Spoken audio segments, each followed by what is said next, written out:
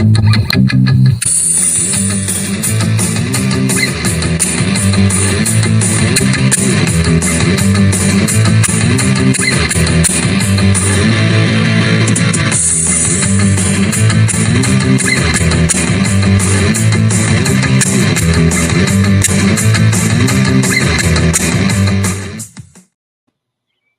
everyone. Welcome. Hopefully you could relate a little bit with that intro video with having made some of those assumptions. Hopefully we're not always making all those assumptions at times, and we can fall into that trap way too often, I'm sure. But I'm Doug Cothey. I'm here, People Smart Group founder and principal consultant, and also with the Organizational Health Collective, the founder and member, and here with my good friend Terry. Hey, I'm Terry Wager, Dr. Terry Wager, clinical and organizational psychologist, and my company is Generator Consulting and part of the collective. And it's a great group of people who are really focused on bringing organizational health to organizations that want to have better culture and better people and better outcomes. Yep. Absolutely. And so if you're a consultant out there and looking for a group to help sharpen your tools, and also a group to help work alongside of to grow and be encouraged and all of that, check us out. We'd love to have you come on along. And if you're a business owner out there and you need some help, we're here to kind of talk about these topics and help out as we can here. But also we regularly dive into those between our two companies and others that we know within the collective. So we'd love to help you. In the meantime, we are going to dive in today, based on that intro video, into the ways in which we communicate and the problems we have with it, and the root of that. So oftentimes is assumptions that we make, right, Terry? Absolutely. It's funny how quickly we do that. I'll tell a quick story and then we'll get into it. And when I was in my doctoral program, I was writing paper after paper after paper, and one of my professors started circling things in the paper when I handed it to them, and they put who, what, where, and handed it back to me, and I was like, I thought I answered those. I thought that they would know what I was talking about. And I sat down and talked to her, and she was like, what you're doing is very common. You're thinking that your readers have all of the knowledge that you have. Mm-hmm. And in this paper, you've lost me every time you start going into something because you have all of the knowledge, but you didn't share it with me. Mm, it was really right on track with this idea of assumptions. It's like, not everybody has the same information that I do. And so when I start writing or talking, I have to think about, do they have the information or not? Yeah. And unfortunately, we all tend to assume quickly that everybody's on the same page as I am. Because we all hear the same context, right? We're working in the same company. We're doing the same thing. I mean, we're all on the same team. We must all get it, right? Absolutely. Makes sense. Except for all that stuff in my head. The way you put it. And here's another funny thing is, like, when I talk to them in my head about this, in my head they get it. Right. Yep. When I'm having the conversation among myself and them in my head, they totally understand what I'm talking about. So why aren't they doing what I suggested in real life? Exactly. They should get it. I said it, right? I said it clear. Exactly. I was fine, right? I understood.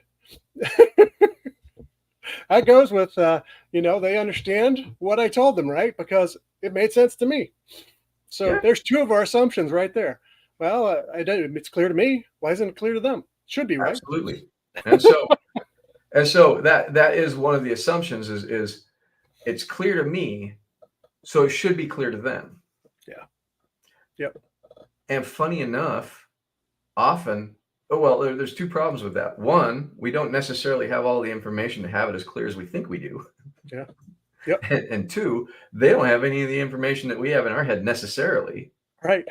Yep. To actually have the clarity that we have, or they see it from a different angle altogether. Yeah. Then we're talking about the whole elephant thing. I don't know if you know the story of the elephant. Everybody's looking and touching a different part, and they're like, it's like this. No, it's like this. No, it's like that. Yep. And sorry, I'm not going to the joke. But the reality is we all have different perspectives. So the Yep. clarity is going to be very different for each person. Although I may be crystal clear on what I see, I don't see the whole picture.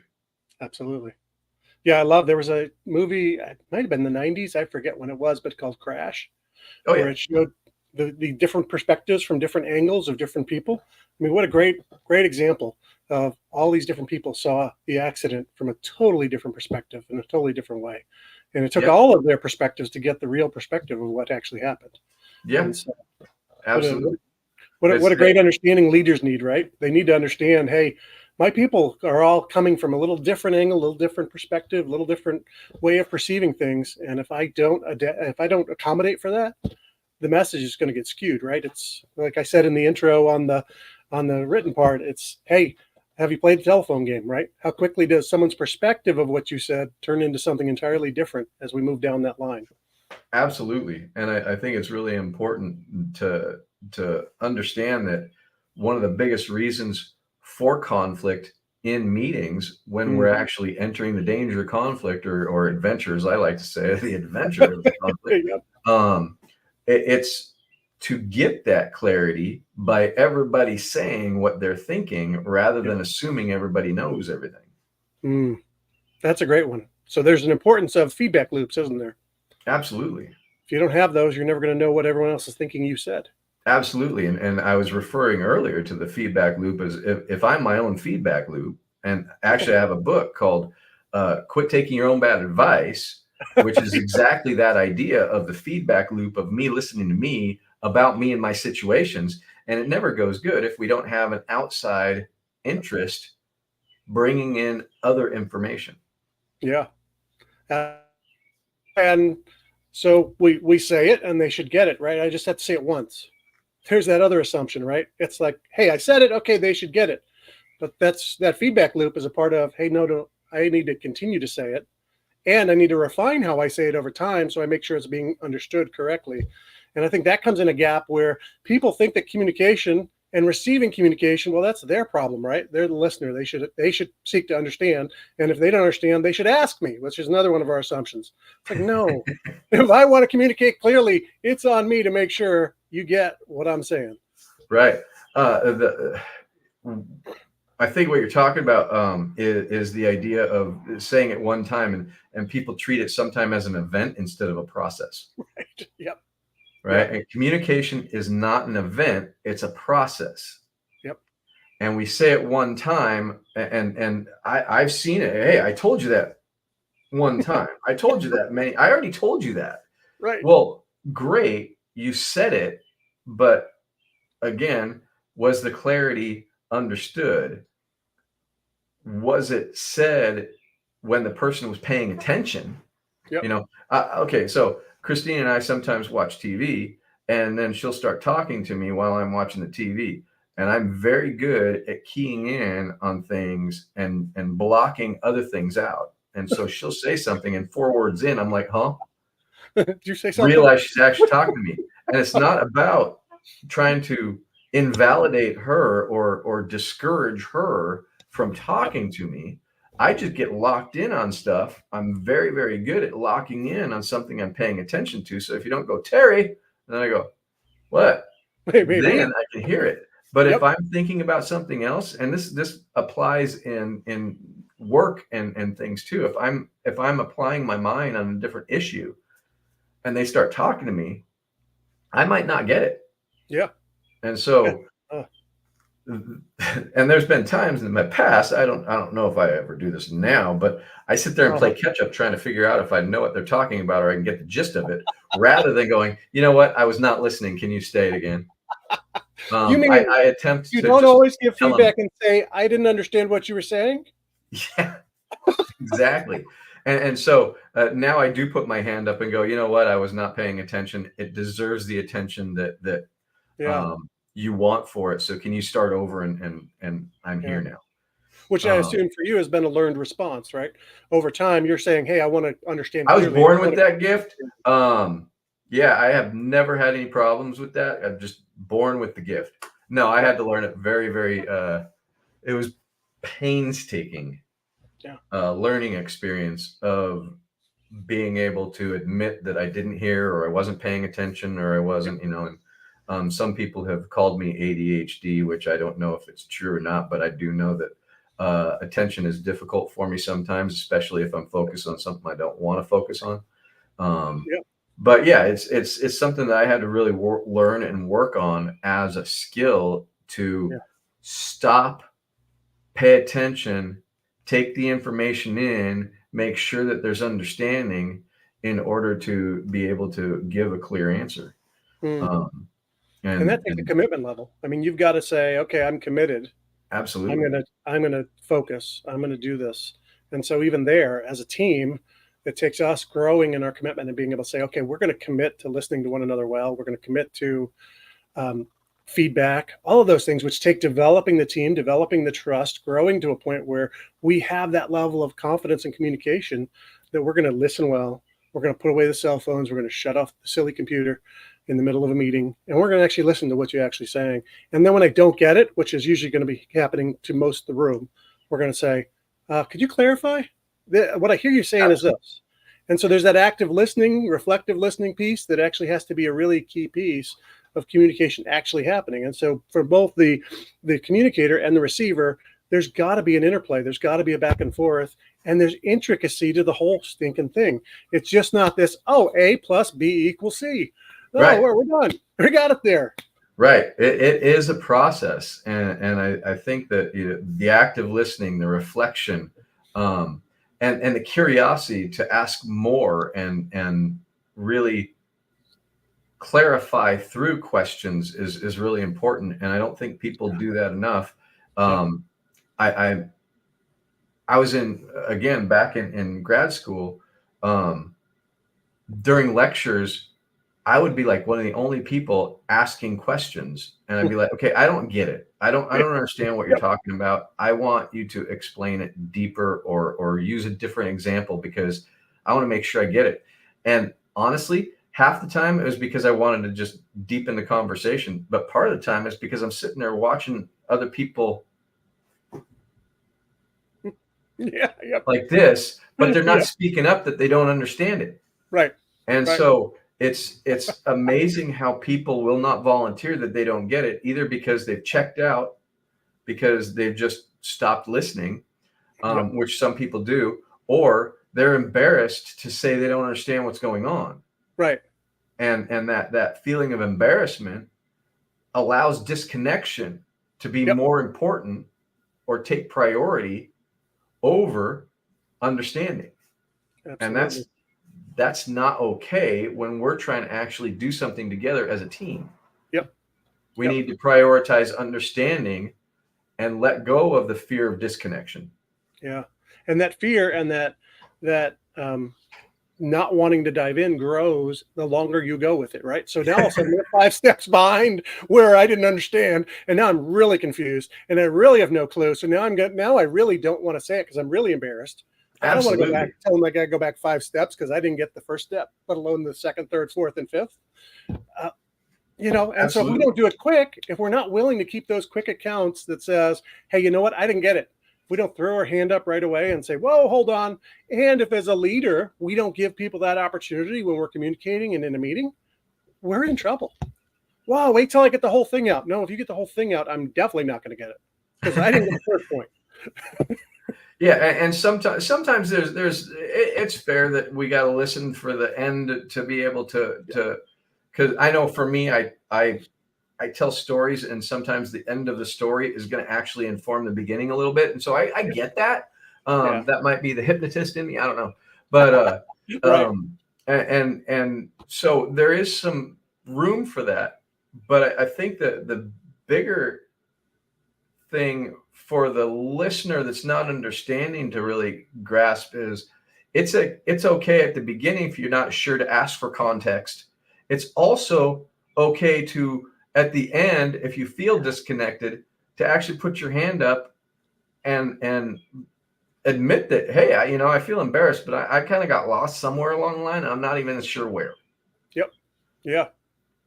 Can I get a recap, or even, and this is how I might do it, and this is kind of in the idea of the naked consultant, is like, okay, this is where I'm lost. Correct me if I'm wrong, or correct me if I'm off track. This is what I've heard, and this is what I was tracking. What did I miss? Yep. And then we can get more clarity around that. But unfortunately, people don't do that. Yep. Well, oftentimes we prioritize our pride, right, over actual clarity. So I don't want to get clear about it because I'm afraid I might look stupid, or I might come across as I wasn't listening. Well, guess what? If I wasn't listening, I wasn't listening. Help. I need to actually hear that again if you really want me to do what you're asking me to do, or you want me to understand what you're asking me to understand. Right. It's interesting on that one question. They understood what I told them. I actually, when I was in clinical doing therapy and things, I'd give assignments, or I'd give suggestions on for people to go and try, and then come back and not do it. And then they go and they still wouldn't do it. They wouldn't do it. They wouldn't do it. And it looks like resistance, right? These people are treatment resistant. And the truth is I never actually, and I didn't realize it at the time, but they said, yeah, okay, I'll do that. And then they'd go and do something completely different. And what I realized was I thought they understood what I told them. Yep. And what I had to start doing is I asked them, okay, now that I explained what I want you to do, you explain it back to me and tell me what I said. Yeah. And when I started doing that, lo and behold, what looked like treatment resistance, or them not, taking action the way they need to, they started doing what was suggested because they understood what I was saying. Yep. And the other thing that I would often say, and actually I was just on a call with a client earlier, and I told them that I wanted to do this, and I go, and by the way, I want you to know that you're going to screw it up. And like, what? Well, yeah, because you've been in a pattern of doing things this way, and I'm asking you to do it this way now that's different. Yep. But your head and your pattern is going to come back in and try to keep doing it the same way and say the new way is stupid, it's not going to work. But I want you to try it anyway and realize you're going to have that battle in your head a little bit. Yep. And I was doing that so that they understood and they got clarity, and they didn't end up with an assumption that they're just not able to do it because they have that battle. And so I really went for, in fact, crushing that assumption that they're doing it wrong or it's not going to work by telling them that there was going to be a battle in their mind of old pattern, new activity. And when I started doing that, people really started to be able to see the difference and realize that they're doing it right if they have resistance in themselves because of the old pattern. Yep. And so that's something that I suggest to everybody whenever we're introducing anything, to let them know that, hey, we know that the pattern's going to be. We know that this is a thing that we want to try to do, and it's going to be a mother to try to get the new way to do it in there. Yep. But let's try anyway. Yeah.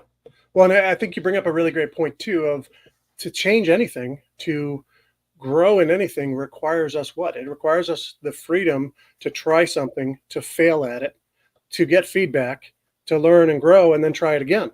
Absolutely. And have still some failings, but we're going to keep growing and growing and growing. It's not a hey, I tried it once and I was perfect.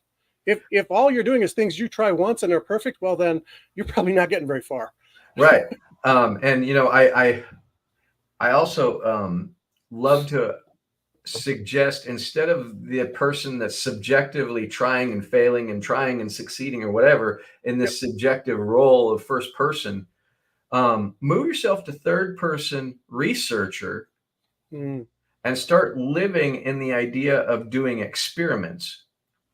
And so we're going to experiment this, and we're going to watch the subjective part of us and see how it goes. And as an objective observer, we're going to be able to see more what's working and what's not working, and just live in the idea of exploring, experimenting, and experiencing the result, and then be able to make changes from more of this objective experimenter role while we're also living the subjective experience of it. I like and it sounds weird, but it works. Yeah. And I think in this topic we're talking about today in communication, what a great tool as well, right? Because we oftentimes come in and we communicate and we think, okay, boom, that's done. As opposed to, guess what? This whole thing's a subjective experiment here of figuring out, is my message getting across?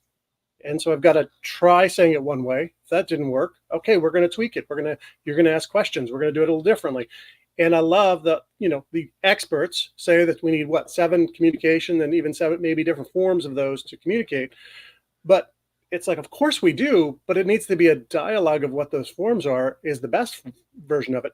I remember in my experience when I was back doing a ton of public speaking, one of those experiences as a pastor doing preaching. And I remember coming down after doing a speaking engagement, and I come, and at the back of the room, I'm talking to someone, and they're telling me what they got out of it, and there was nothing I said whatsoever. And I'm saying, where did you get that? And I'm like, okay, this communication failed miserably. And so just that one-shot deal just doesn't work. There's got to be room for, and so we got to have a dialogue about it, and we talked through what was really being communicated, and that helped. But if I never had that interaction, that person's stuck walking away thinking I said something, or that my entire focus was about something that it was not at all about. And we'd have been lost. We'd have missed. Absolutely. It's so interesting, that phenomenon of delivering a bunch of words in some fashion designed to make a point, and people pull out a completely different point. Yep. Or they hear a completely different message. Yep. And it's the way I kind of put that is our ego actually commandeered the announcement or the message or whatever, and we used it in a way that was not intended. Right. Yep. And we have to, as listeners, actually be paying attention to the fact that we're going to interpret things, and we're going to make connections that the speaker may not have even attempted to make. And sometimes they're good, and sometimes they're way off base.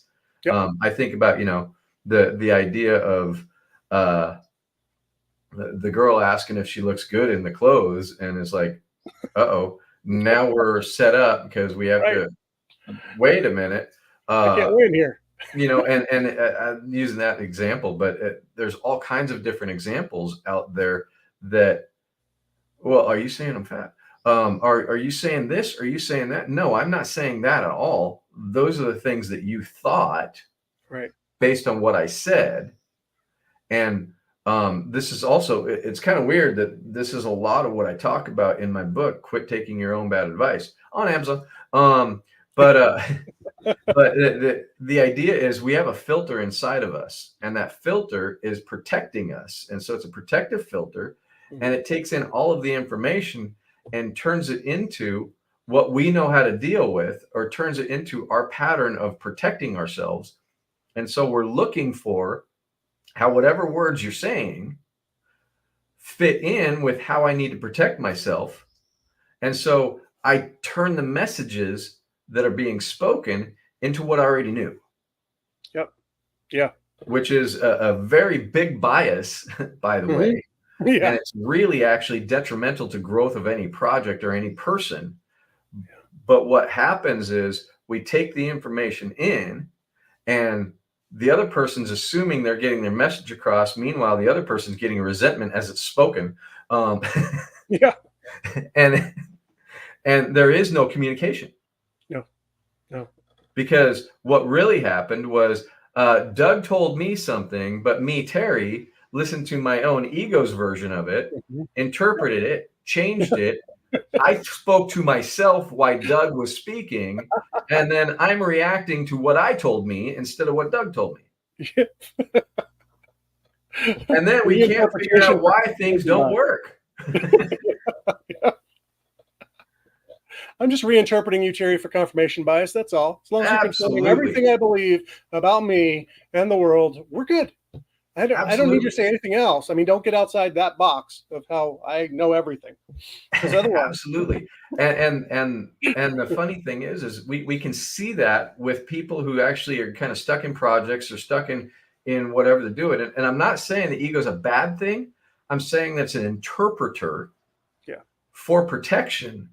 And yeah, sometimes it's good, but a lot of times it's protecting when we don't need it. yeah, And so we have to be able to pay attention to that as ourselves as listeners, but we also are doing that as leaders. And we have to pay attention to when we trigger people's protection or we trigger our own protection or the way people are listening, they check out and then, well, now I'm mad. And so as a leader and I'm upset, my message is going to come out wonky. And so we got to pay attention to all of that. It is exhausting. yep, If we don't realize some of these things. And that's why a lot of people don't like meetings. It's why a lot of people try to avoid conversations. And hey, let's just agree to disagree. That's called avoidance, yeah, yep, right? yeah, I hear that from people, and I'm like, I will not ever dive into an agree to disagree conversation. I want to enter the adventure of understanding what you're saying. yeah, And I would love it if you were able to hear what I'm saying and understand where I'm coming from. And after we both understand that, then we can make an informed decision, or yeah, at least understand where the other person's coming from and honor that. But yes, we don't have to agree to disagree. That doesn't make any sense in reality. I mean, right, it's an right, oxymoron that should really just stay on the moron side of things. right. But and that's my opinion. I probably just pissed a lot of people off, but we'll Hey, agree to that's disagree. right. You know, Um, I love it. Oh man, yep. And it's just so interesting how much that brings out again those intricacies of communication. That it's not just a simple process, but we treat it like it is. And when we do that, we're going to mess it up. That we're guaranteed, because there's no way if you're going to treat it simplistically that it's going to happen. It also brings me back to our conversations about meetings, because again, why do I need a meeting that actually matters to the people that are in it, that has purpose, that has value, that has some drama and conflict and engagement to it? Well, because I want people to pay attention. I want people to be actively listening to what's going on in the meeting and not focused on their cell phone, focused on their email, focused on whatever else it is. I want them to be engaged. And so we need to have meetings that are engaging, and we need to show up to engage at a meeting so that we're actually in that place of a good listener and that good place of a good communicator, and we're actually doing the hard work. We need energy for that. absolutely. We need focus for that. We need commitment for that. And if we don't have it, it's not going to happen. We're going to miss each other.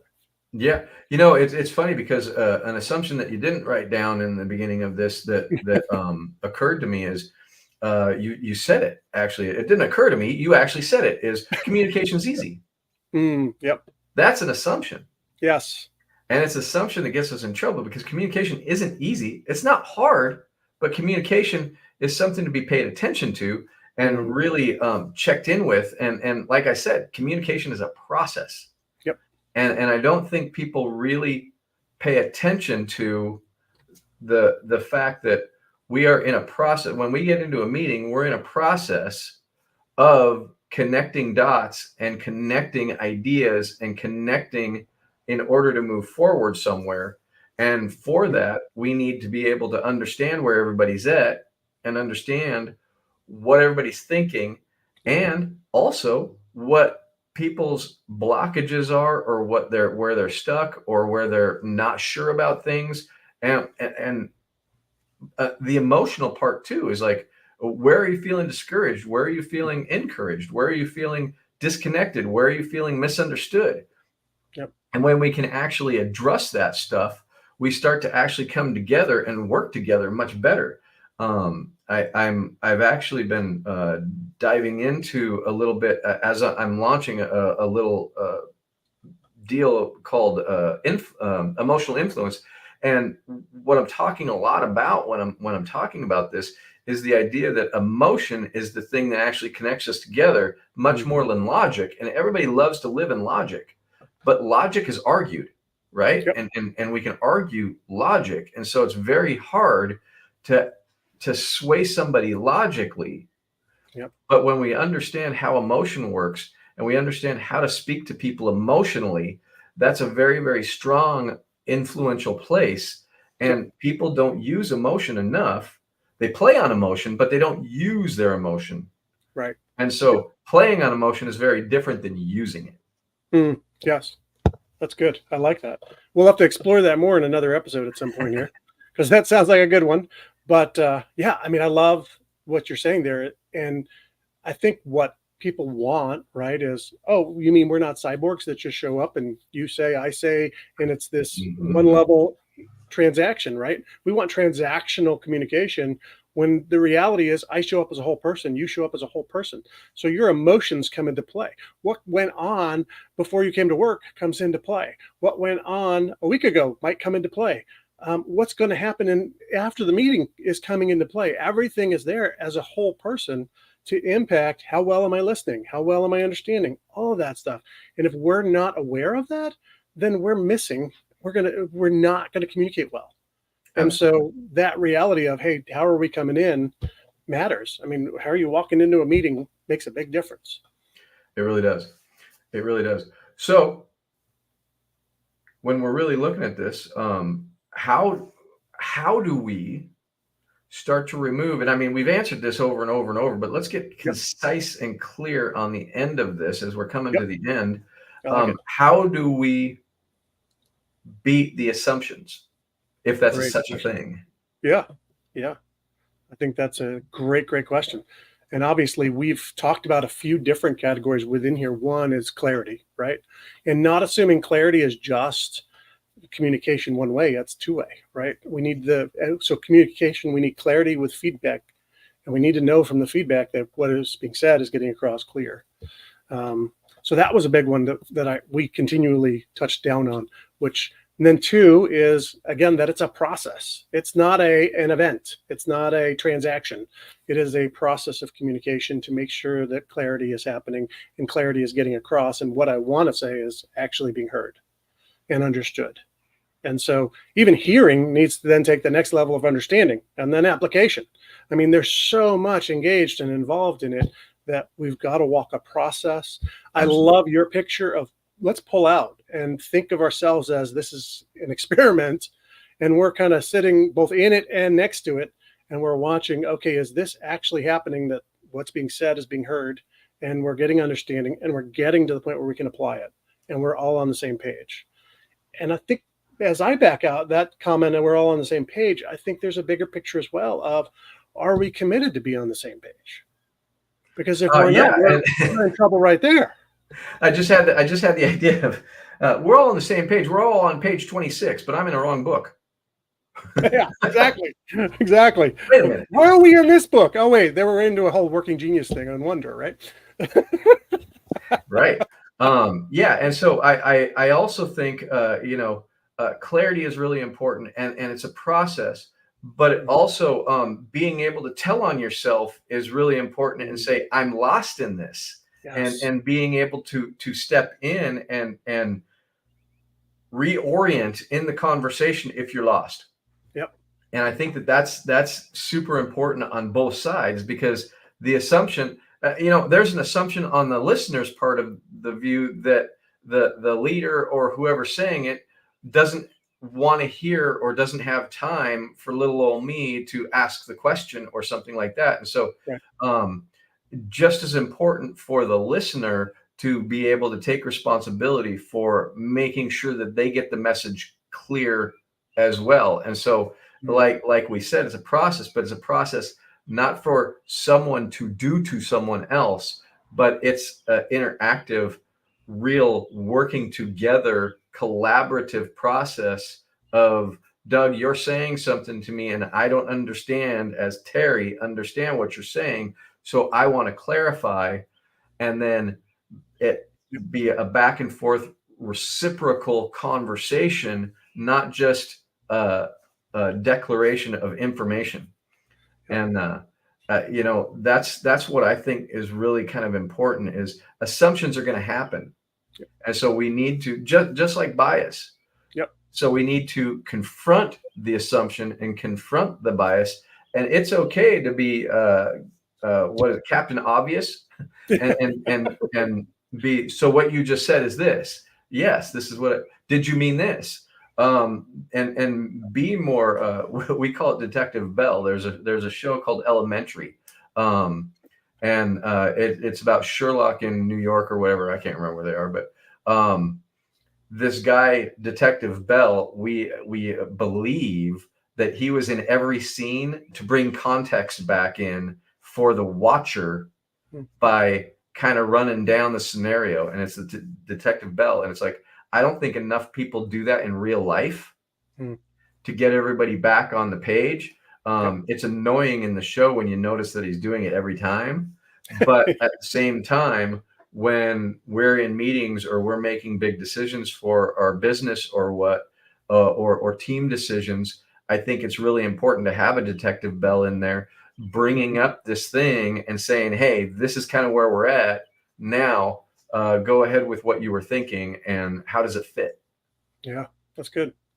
A few reflections I have as I listen to you talk, Terry, is one, to communicate is a relational reality, not just Absolutely. a transactional reality.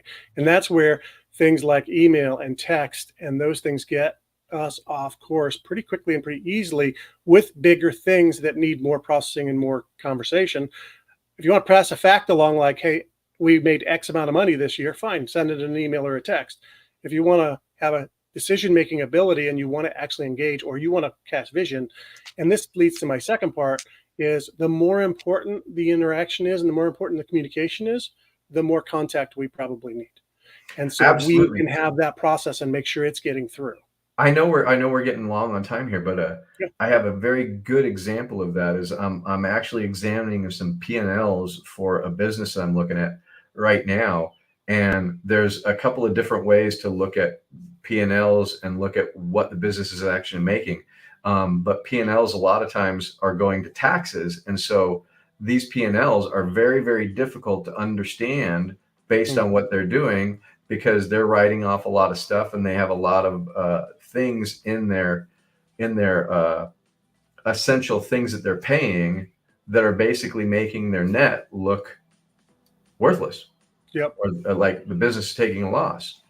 And so the person who sent me these P&Ls said, if you want to have a discussion about these numbers, I think it would be a good idea, because there's more to the story than just these numbers. Yep. And I swear, if I looked at those numbers, I would be, that is a bad business. Yeah. But if you look at cash flow from the explanation that they have, it's actually a pretty good business. Wow. And Yeah. so when you're looking at that, that is a very good example of the idea of businesses are paying attention to how to use their money and use the financial system of the world to remove some of the tax burden legally. Yep. But at the same time, if you're going and looking at it as an acquisition, you need the full story, and you can't just assume that those numbers are correct. Yep. So yeah, just because they're a tax deduction doesn't mean it's actually cash off the books. Absolutely. And so this is a particular easy monetary kind of idea, but often it's the same thing in a verbal conversation around decision making too. We don't have all of the facts. We only have facts that we can really come to mind or say off the top of our head or whatnot, but there's more to it. And we want to get into the more to it piece. Absolutely. Yeah, that's a great example. I appreciate that, Terry. That's a good one to bring out. And wow. So we need clarity, we need repetition, we need feedback, we need a process. And the more important and the more intense the information, we need to actually get face to face, and we need to get in more feedback, more contact. And the last piece I'll throw out there for meetings is something we use very often as well, is at the end of a meeting, it's always a good idea to stop and ask the questions. Okay, what did we decide? Who do we communicate that to? Well, first, what do we communicate? Who do we communicate it to? And then what do we not communicate? Because we're not ready yet. We're not there. We haven't figured that all out yet. And so those kinds of processing things, as you put, your Detective Bell, you need a Detective Bell at the end of the game to be able to say, hey, okay, where are we at here? What do we decide? What are we communicating? What are we not communicating? And who needs to hear it? And so that we're on the same page and we're passing that stuff along to the right people in the right ways. And we're all agreeing to what's being said. Absolutely. One I'd throw in there with that is, when are they going to hear it? Yeah, good. I like it. And so when are we rolling it out? What is the timeline? Yeah. Absolutely. I think that's phenomenal. Yep. So again, we all know what they say about assumptions. Absolutely. We won't repeat it here. We're assuming that you do. If you don't look it up, you'll figure it out pretty quick. But let's not make those assumptions, folks. Let's do a great job communicating. And if you need help with that, we would love to help you or help one of our friends to help you. So reach on out.